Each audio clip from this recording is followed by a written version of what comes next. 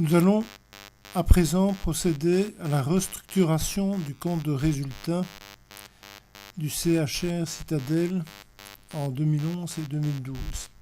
Mais il faut être conscient que le compte de résultat que nous allons utiliser ici, qui est issu des comptes annuels de l'entité, est antérieur à la loi du 18 décembre 2015 qui a modifié quelque peu les schémas des comptes annuels des entreprises. Donc restructurer un compte de résultat est nécessaire pour présenter les rubriques d'une manière plus appropriée à l'analyse financière et ensuite pour le calcul de certains ratios. Donc nous allons copier certaines données du compte de résultat de l'entreprise sur la feuille de calcul Excel en faisant essentiellement des copier-coller comme suit. Prenons d'abord le chiffre d'affaires.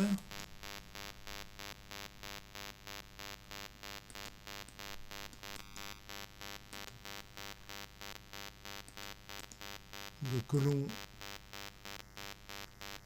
devant CA, chiffre d'affaires. Nous faisons la même chose pour les achats.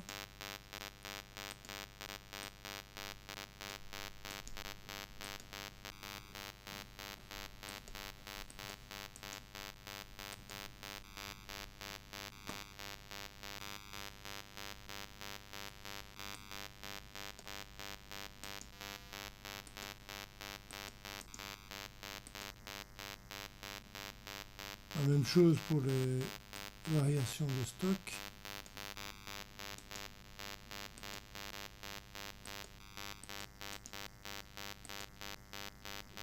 Alors, nous allons procéder au calcul de la marge commerciale brute qui est inexistant dans le compte de résultat selon schéma légal. Donc cela consiste à prendre le chiffre d'affaires moins les achats de marchandises compte tenu des variations de stock.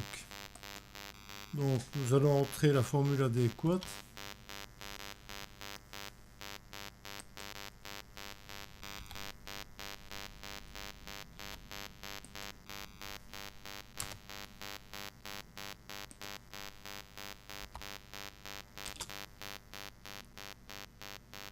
Ensuite, de cette marge commerciale brute, nous allons déduire les services et biens divers, les rémunérations, les autres charges d'exploitation et nous allons rajouter les autres produits d'exploitation. Autrement dit, les charges et les produits liés à l'exploitation de l'entité qui ont été décaissés. Commençons par les services et biens divers. Toujours en effectuant un copier-coller en provenance du compte de résultat.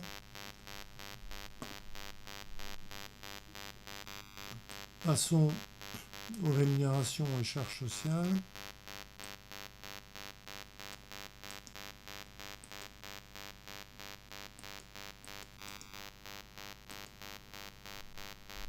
Prenons ensuite les autres charges d'exploitation.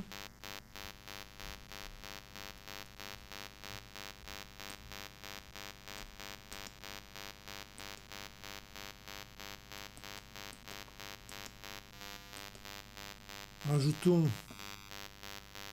les autres produits d'exploitation.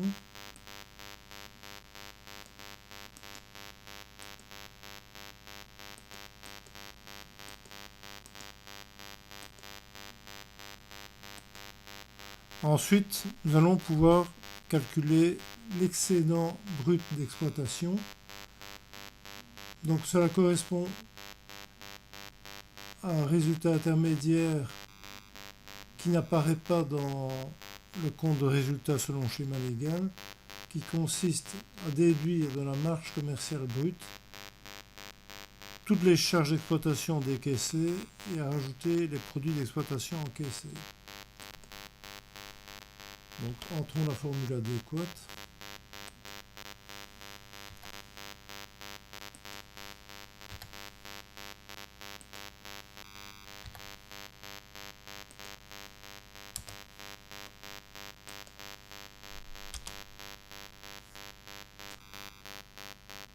Nous allons à présent de cet excédent brut d'exploitation déduire les amortissements, les réductions de valeur, les provisions et autres charges d'exploitation qui correspondent finalement à des charges non décaissées. Commençons par les amortissements.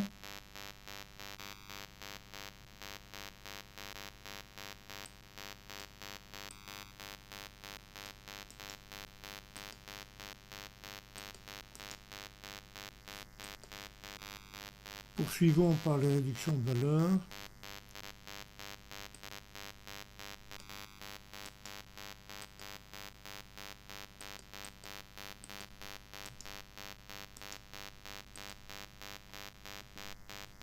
Par les provisions pour risques et charges.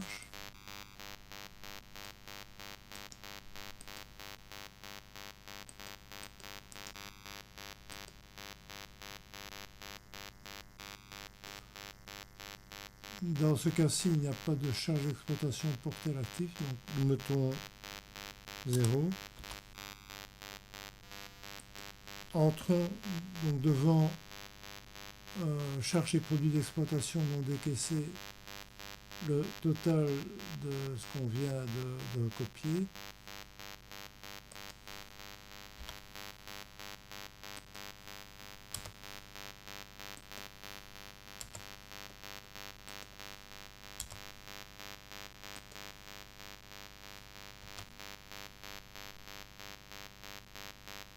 Alors pour obtenir le résultat brut d'exploitation, nous devons prendre l'excédent brut d'exploitation, calculé déjà, moins les charges et produits d'exploitation non décaissés.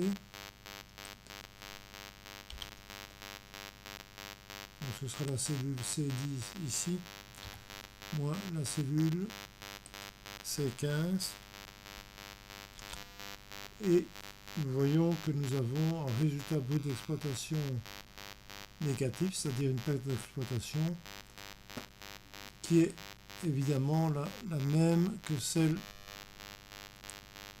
calculée dans le compte de résultat selon le schéma légal. Nous allons à présent ajouter les produits financiers.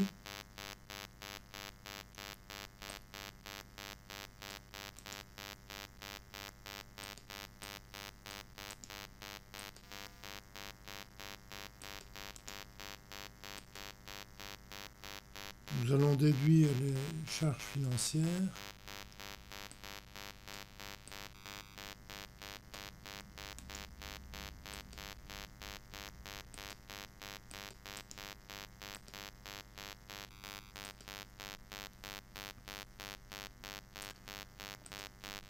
Donc cela nous permet de calculer les résultats financiers. Donc il y a différence entre les produits financiers et les charges financières.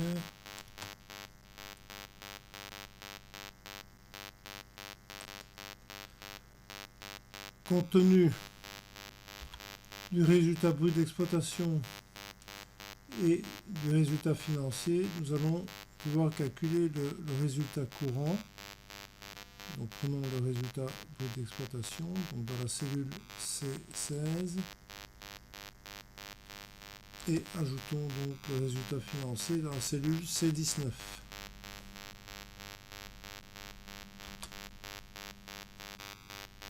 Le résultat courant est positif, compte tenu du fait ici que le résultat financier l'emportait sur la perte d'exploitation.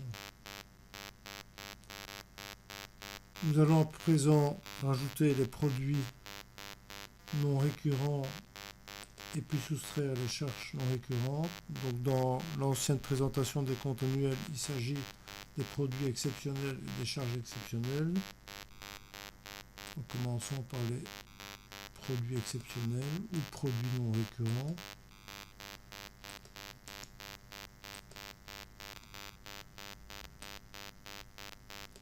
ajoutons les charges exceptionnelles ou charges non récurrentes.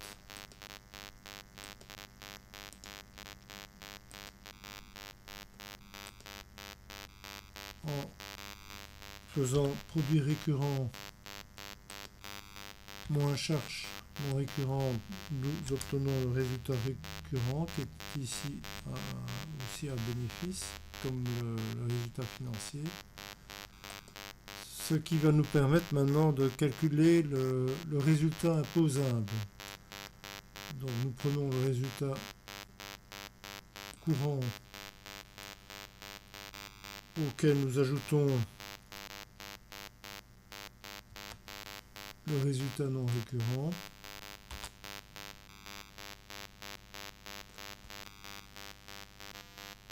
Donc nous avons toujours un bénéfice imposable. Nous devons maintenant compléter les rubriques produits d'imposition, charges d'imposition. Les produits d'imposition, normalement, on les trouve dans la rubrique 780 des comptes annuels, les charges d'imposition dans la rubrique 680. Mais ici, nous n'avons pas de produits d'imposition ni de charges d'imposition, donc nous mettons 0. Donc le résultat d'imposition est de 0 également. Finalement, le résultat net final correspond dans ce cas-ci au résultat imposable.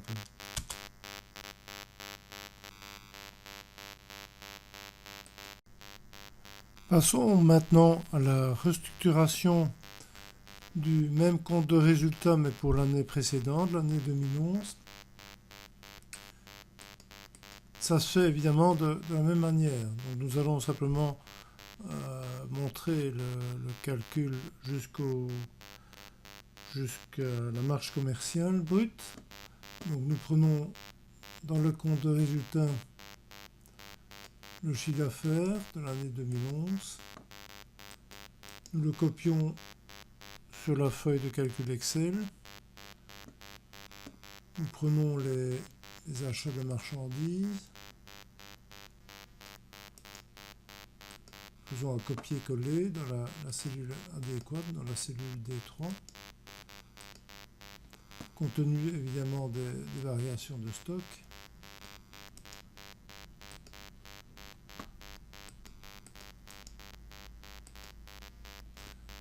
Ensuite, pour obtenir la marge commerciale brute, il n'y a plus qu'à tirer la formule déjà calculée en 2012 vers 2011 et nous obtenons automatiquement donc, la marge commerciale brute pour 2011. Donc en poursuivant de la même manière que nous l'avons fait pour 2012, nous déterminons aisément l'excédent brut d'exploitation, ensuite le résultat brut d'exploitation, ensuite le résultat financier, le résultat courant, le résultat non récurrent et le résultat net final. Après avoir effectué tous ces calculs, donc nous obtenons les différents résultats intermédiaires et le résultat net final, ce qui permet de faire des comparaisons d'une année à l'autre et de voir par exemple que l'excédent brut d'exploitation est passé de 20 millions en 2011 à 19 millions en 2012 et que le résultat net final a également baissé de 2011 à 2012.